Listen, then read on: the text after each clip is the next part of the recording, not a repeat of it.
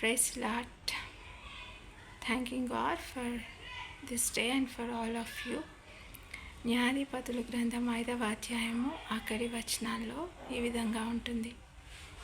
యెహోవా నీ శత్రువులందరూ అలాగున నశించెదరు.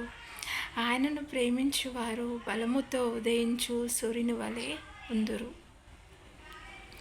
మరి ఇది పాటలో ఇది ఆఖరి మాటగా మనం చూడగలం.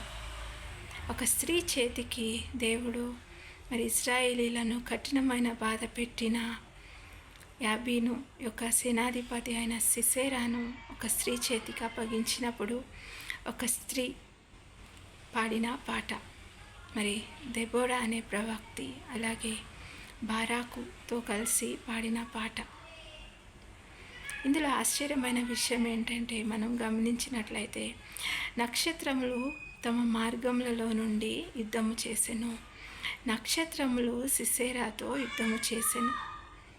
మరి I would like to make one statement this moment.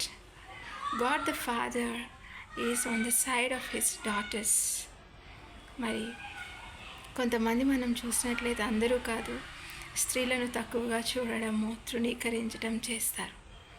కానీ పాత నిబంధనలో క్రొత్త నిబంధనలో అనేక విధాలుగా దేవుడు బలంగా ఎంతోమంది స్త్రీలను ఆయన వాడుకున్నారు. వయసుతో సంబంధం లేకుండా, వారు చేసే పనితో సంబంధం లేకుండా.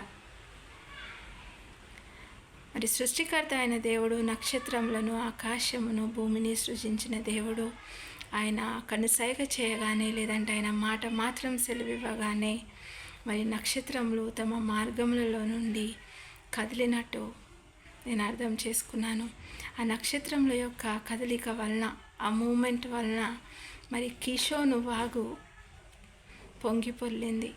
కీషోను వాగు వెంబడి, పురాతనమైన కీషోను వాగు వెంబడి వారు ఎవరైతే ఇశ్రాయేలీలను ఇబ్బంది పెట్టారో వారి శత్రువులు, తన ప్రజల శత్రువులు, దేవుని శత్రువులు కూడా వారు కొట్టుకొని పోవడం జరిగింది. When God the Father approves one woman, the whole creation approves it. మరి దేవుడు ఒక స్త్రీని తన యొక్క మరి చేస్తున్న పనిని మరి ఆమోదిస్తే సృష్టి అంతా కూడా ఆయనతో జాయిన్ అవుతుంది.